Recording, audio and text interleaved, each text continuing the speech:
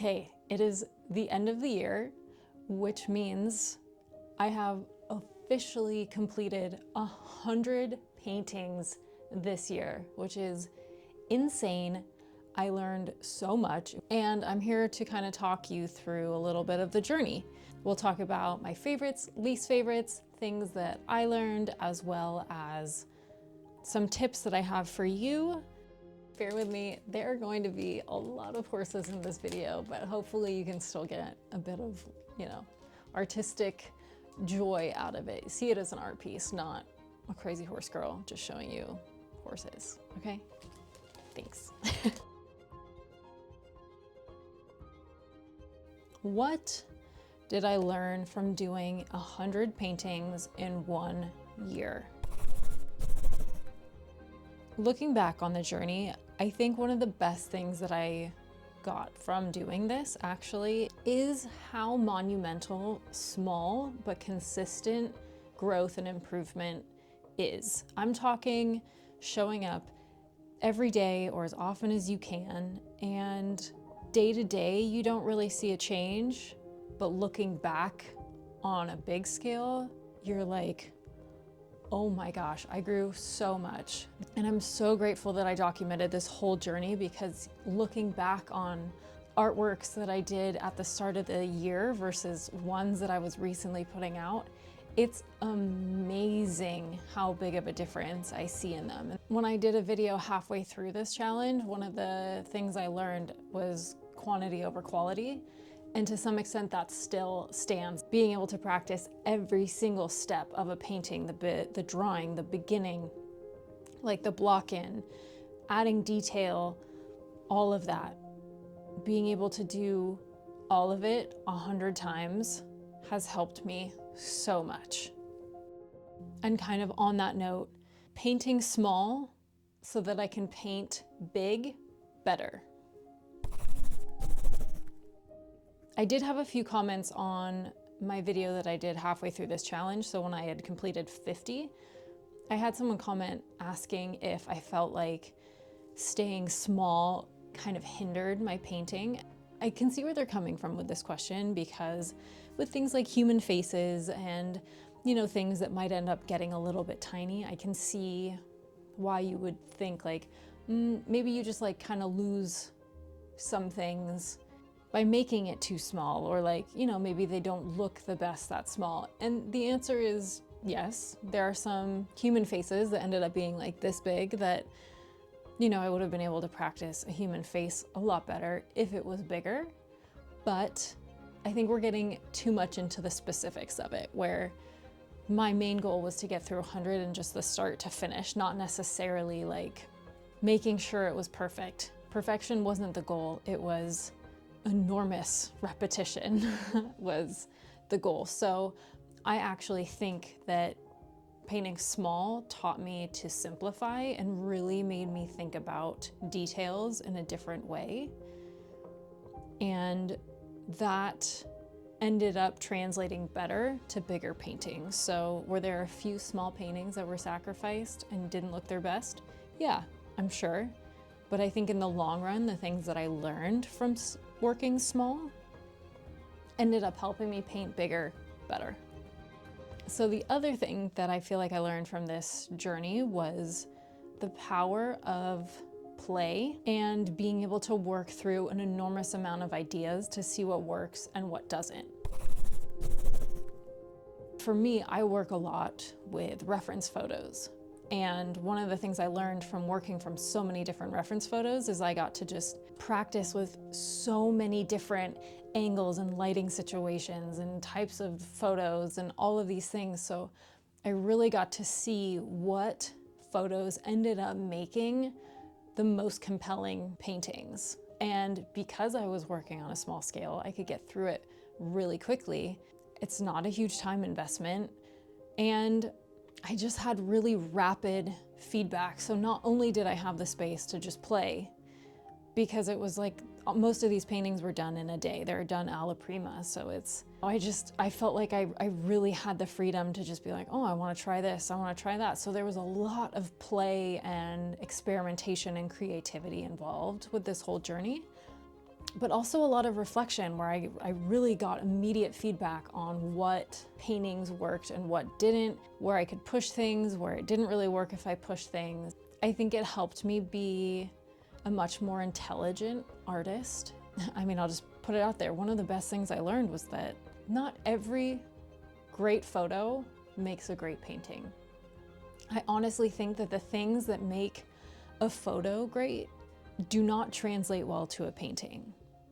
And we can get into why that is. I think some of it is the nature of what each is doing, and a photo is really just trying to capture a moment. So having some of like the best in a specific type of lighting is just really important, and it tends to be a flatter light. And that's what makes them great. Think cloudy days. Now, when you try to do that in a painting, it just doesn't translate very well. I found that the paintings that connected with people the most, the paintings that I loved the most, the paintings that I feel like had the most drama and kind of visual interest to them, were ones that had imperfect lighting or harsh lighting or something dynamic that was different and added shape and shadows. And so there was this really strong play of light and shadow. And I don't know that I would have come across that as quickly if I hadn't done 100 paintings. So the freedom to experiment and play with, is this going to work? Is this not going to work? How does it not work? Like, I could just ask all of these questions: what, how, why, when, what if, all of these, and I could answer them in about a day or a week if I, was trying to play with multiple things. But I learned so much that I know is just going to help me for decades to come on making decisions on the best images for paintings. Those are a few things that I learned from doing this process, and it was such an incredible journey that I highly recommend it for you. And if you do want to attempt a challenge, I do have a few tips. So my first tip is going to be to work small.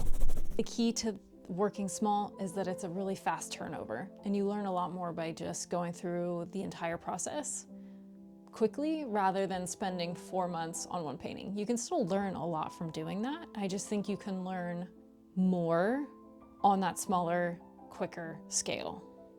The other thing I recommend is to work cheaper. Maybe not as cheap as possible, because you still want to work with, for example, the paints that you're going to use on a big canvas and the brushes that you're going to use on a big canvas. You still want the tools so that you're practicing with your high-end tools, but I think when it comes to canvas and everything, find what's cheap and what works. And for me, that was finding linen paper, and it comes in pads, and I blew through just about 100 of them. And for me, the benefit of that, and by keeping it a little bit cheaper and smaller, was that I didn't feel like I was losing out on much if I messed up. And that's really important, because I think that stops a lot of artists. I know in the past it stopped me from experimenting and playing and pushing boundaries, because I was like, oh, I either already love this painting, or it's a big canvas and I've spent a lot of money on it, or it's like already covered with so much paint. I've like spent so much money on paint to cover this. All of those things hinder you. So if you can keep it cheaper, you'll be able to show up. And if you make a terrible painting, you're like, literally, it's one day of my life. It's maybe a couple bucks worth of paint. I can clean my brushes, and it's like a 10-cent piece of paper. It's probably a little bit more than that. Maybe it's like $1 paper. But even still, it's one day and maybe $15, which does add up. I get that. But the point is, it's so much cheaper than what you would be spending on a massive high-end linen canvas, that if it sucks, you're just like, you know what? I'm gonna put this in a dark folder that I don't have to see and I can laugh at later in life when I pull it out again. Like, good memories kind of thing. Your little art time capsule. But keeping it cheap, I think, really does allow you that freedom to just show up and make bad art occasionally, because it happens. It definitely happens. I had more than a few happen during this whole journey, and yeah, it didn't bother me because not much time and not much money was invested in it. Work cheaper, and I think you're gonna find yourself feeling a lot freer about the whole situation. Okay, so my last two tips are kind of intertwined, and it's I would set days for failure and set days for perfection. And what I mean by this is I think we want to work both aspects of our skill set. And there are days that you're going to show up and you're like, okay, I want to put my best foot forward, like portfolio level artwork. What happens if I try to make this the best I can? Like if it takes 2 days versus 1 day, I'm putting in the work. Work that side of your skill set and see what your perfect threshold looks like and what happens when you try to create that portfolio piece. What does it look like? On top of, I want you to work your failure point too. So what does that mean? It means you're like experimenting with like extra loose brushwork. Or something else that I did was I challenged myself to try to get to a point in painting where I was like, oh, I love this. I don't know if I should continue. I like could maybe keep pushing it, and I would push myself past it. I wanted to know what that limit was of where I really and truly needed to stop and when I need to keep going and keep developing the artwork. It's still something I'm learning, and that's something that I want to practice even more. Really work in that failure line of like, what happens if I do this? Answer those questions on this small, cheap scale. Because I can promise you it's way better for it to happen then than run into these problems on a big canvas or a commission or something that's like meant to actually be a portfolio piece. Like answer these questions beforehand before you even get there. So definitely set days where you're like, today, I don't care if I create bad art. In fact, I challenge myself to push it to the point of bad art. And bonus points if you videotape it all and then you're able to look back on it and you can see different points of the painting where you're like, oh, I actually liked it the best at this stage. That's when I worked past it. Maybe I salvaged something, but like I still, you can just see it all develop and kind of analyze your process a little bit that way. So those are my tips for you. Let's get into some of my favorites and least favorites. So it's in cellophane, I'm sorry, but this one is one of my favorites for sure.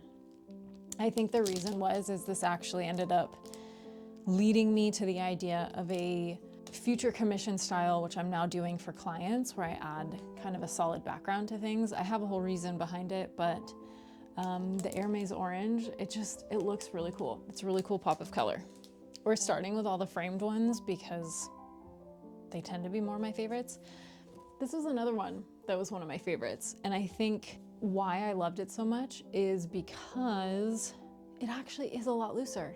And I love it for that, but it's like educated looseness. It's not just sloppy loose, it is impactful. I love the colors. I love the decisions made on it. And I think it just carries a lot of weight, and I think that's cool. This one wasn't my favorite until I framed it, and then it all came together once I framed it. I don't know that it's necessarily my favorite, but it's a statement piece, and that's what I wanted it to be. I find that I love kind of the abstraction of the ordinary, and for someone that grew up show jumping and doing this sport, braids are a really big part of like our competition attire for our horse. And so I just kind of wanted to take kind of an abstract approach that just focused on the beauty of the details within our sport. And I feel like this one captures it. This one I love too, and part of why I love it so much is that this was definitely one of those that I sat down and I was like, This was going to be a trash painting. I showed up with this being a failure day because I was pushing the looseness of my brushwork, and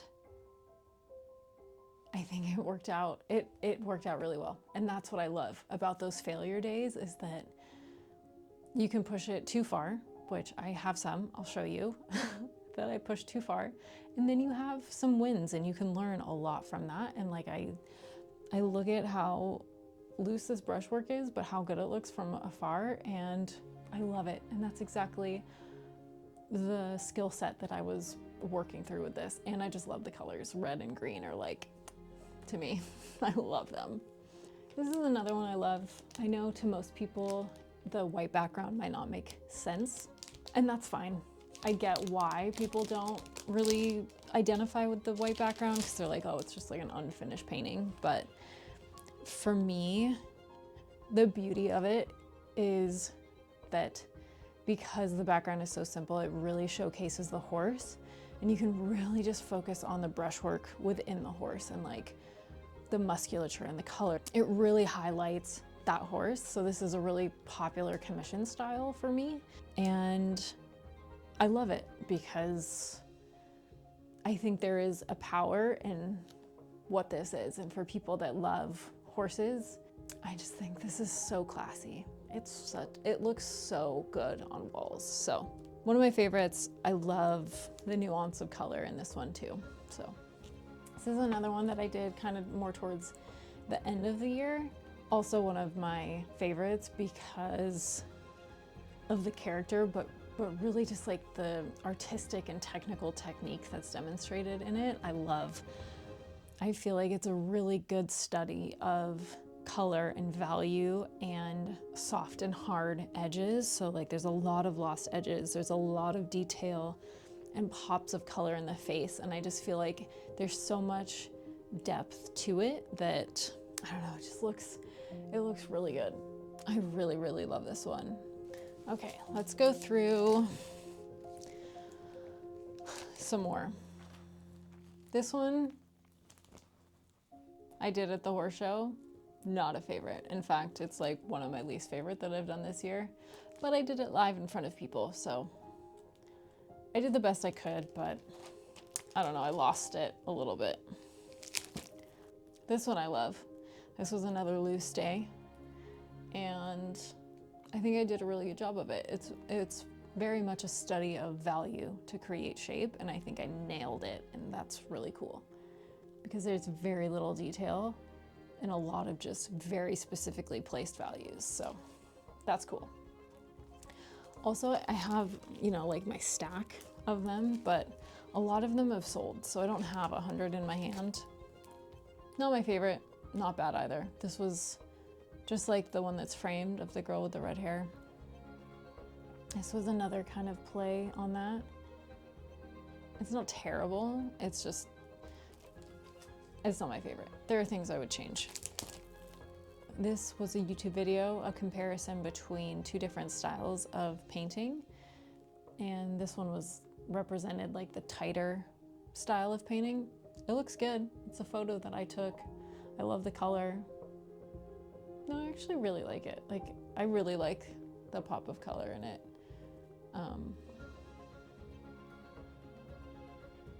It looks good. It's just kind of like in between. It doesn't stand out as a favorite of mine. Another experiment, I was practicing kind of flowers and doing still lives without drawing. I think when I had first done it, I was more impressed with it, which is kind of cool. That's, again, one of the benefits of looking back on all of this is that, so again, this one I was like super proud of when I had first done it and completed it, but looking back on everything, I have far surpassed this, and that's really cool to see. Maybe it'll come up. This was another one. This was an art challenge of following Sadie's Atelier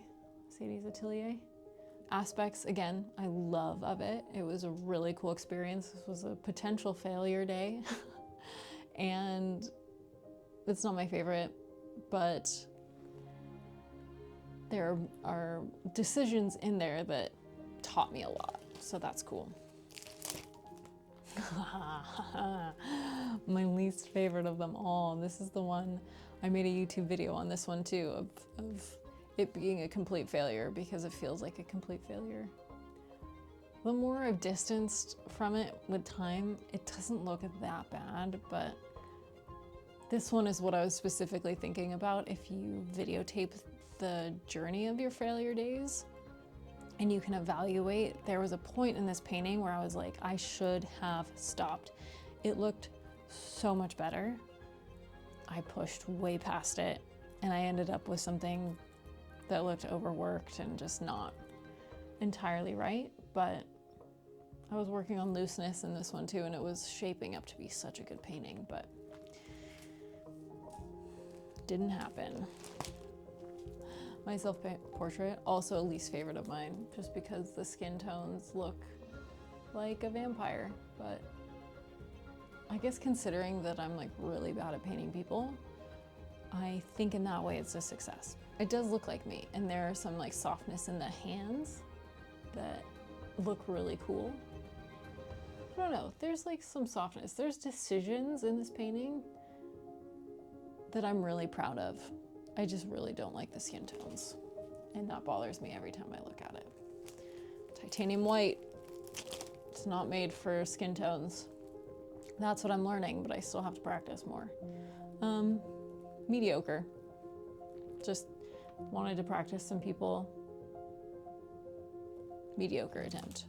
Not bad, but not great. Another Sadie Valeri Atelier practice. This one was without a drawing, and another kind of focus on value to get shape, and I think it was very successful. I think this one turned out very well. Not my favorite because, you know, it's just a conch shell, but as far as technique goes, super proud of it. This was one that I pushed. It was just a white background, and I was like, ooh, what happens if I like add a little pizzazz to the back? And didn't work. So that one probably gets to live with me forever. This one, I remember, this was later in the year too, but I think I had just come back from being gone, or I was like really sick with something. Anyway, I like had taken time off for some reason, and this was just like a day that I struggled to get back into painting. Like the horse in comparison to other ones that I've done just looks pretty childlike. I don't know how to explain it. The horse's features just look cartoony is maybe the best way to put that. But it was good. So the thing that was cool about this one is because afterwards, and I was really disappointed with how it looked, and because it didn't work out, the next day that I showed up was the framed one with the horse sticking its tongue out. That was the day after, and it was because I failed with this one. I was mad at myself, and I was like, okay, I need to slow down. I need to be a little bit more like specific and try a little bit harder. I like felt like with that one, I just wasn't in the brain space, and I was just kind of like, blah, like let's just get it done. And then I got mad at myself, and I was like, okay, we're gonna take our time this time, and it turned out great. So failure turned into one of my favorite ones after.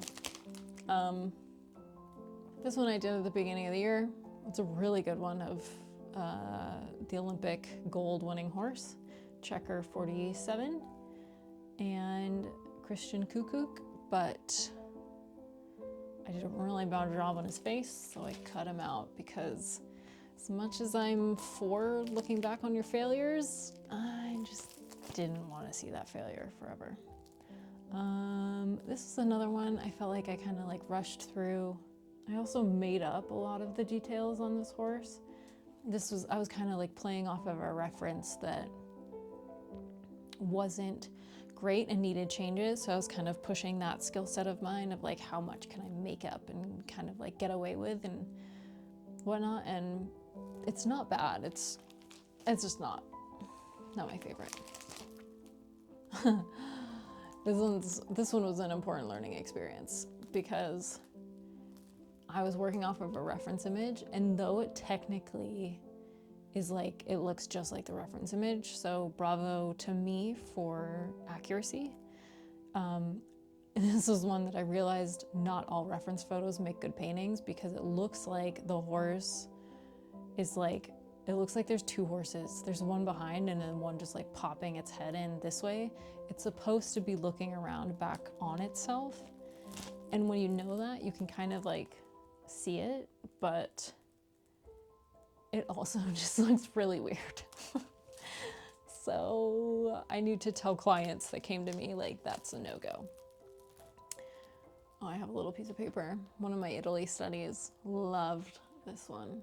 There's so many different details and nooks and crannies that this was a really good practice on simplifying and getting values right to create shape, and it worked. I love that one. Not my favorite, but I love it. Another one, practicing being loose off of a photo I took in Italy, and I just love it. I love this solo wine bottle that was just left on the street. It was kind of cool. It felt Italian. Not my favorite, but still really good. This one was doing Charlotte Gridley's course, and man, she's a stunner.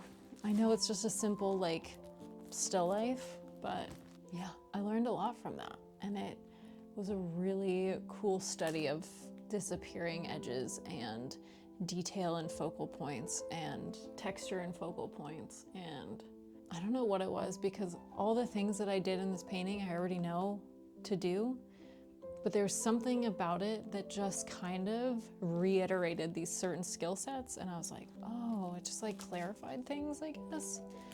And I'm really happy with how that one looks.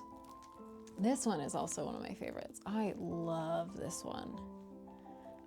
I think I love it because it's loose but detailed, and there's like depth, and it's just a really good still life. I love the color, the pops of color that are in there. Yeah, just really proud. I remember I used a real chunky brush for this one.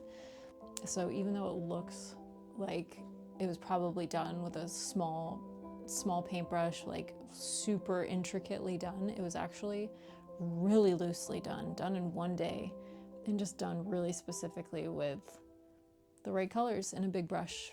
And I think that's cool, because I love working on looseness. Even though that looks tight, when you look at it up close, it's loose, but just well done looseness.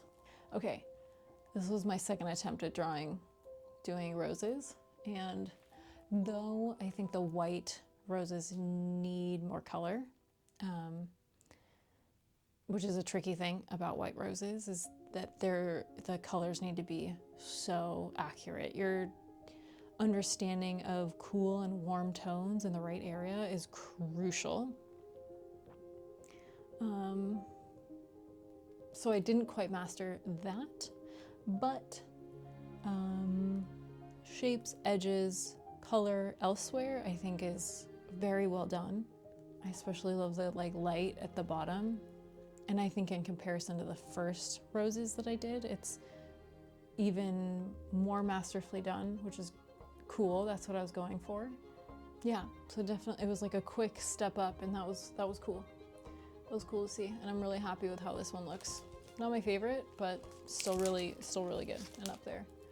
Another photo that I took in Italy that I turned into a painting, and there's so many details that this was definitely a study on simplification, and I think it was effective. I framed it well. I did a good job. This was like a practice for portfolio, to be able to show clients what it looked like with two horses. I don't know that it's outstanding, but it's decent enough. Again, this one's not my favorite, but all white horse, which means you need to be really particular with the right values, and it's okay. It just isn't outstanding to me. And then there's this one, which was another portfolio piece to be able to kind of give an example to clients. Love it. And it was a good practice on working off of certain reference images. So a lot of the paintings from this journey sold, so I don't have them all with me, but this one's still a little bit wet, so I can't really touch it. But this is another one that's actually one of my favorites. I love the horse on it. It's not varnished, so it kind of has like that matte look. I have to show you in specific lighting, but this one's one of my favorites for sure. The other one that I love is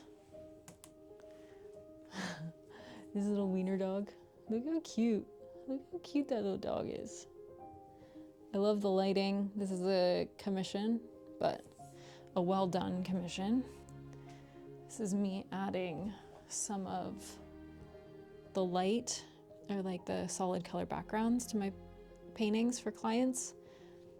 So I really enjoy these. Those are some of my favorites, least favorites, and just like a quick run through of some of them. If I had to pick one that was my favorite, it would be Brothers, which I'll put up right here. And I think why it's my favorite is the brushwork and the lighting and the decisions that I made in regards to both of those. It was like the quintessence of what I want my paintings to look like. It's just like everything came together with one painting. It wasn't too detailed or too stiff. It was detailed in the right areas. It was soft in the right areas. The shadows are really well done. The lights aren't blown out. There's like a softness to it that to me makes it feel real and like it's sitting properly in space and like looks like a painting, not a photo. It just is my favorite. I love it. Another one of my favorites is Ischia at Sunset, and kind of for similar reasons. I think the study of light, color, shape, looseness, it all came together on that painting. That's kind of a run through of a lot of them and some of my favorites. This journey was amazing. It's so fun looking back on all of it, and even cooler that I've sold probably most of the ones that I've made so far this year. If you want any of the artworks that you see, it'll either be on my Etsy or my website. My website is kind of more equestrian focused. Etsy is where you'll find everything. So check that out. If you like any of the ones that you saw that are still with me, they are for sale. So if you've watched this entire time, thank you so much for hanging out with me. I hope you learned something, as always. If this is the first video of mine that you're watching, hi, it's so nice to meet you and have you watch this video. If you are returning, thank you for returning. I always appreciate it. I am so looking forward to everything that 2026 is going to bring. I'll make a different video for New Year's goals, just so that this one was specifically 100 paintings, but I have some big, lofty, exciting goals for 2026, but you'll have to catch that in another video. So with that, I'll stop talking. Thank you for joining, whether you're returning or new. Thanks for spending this time with me. And as always, I can't wait to see you in the next one. Also, if you want to watch more, there's going to be a video popping up on one of these sides of my face very shortly.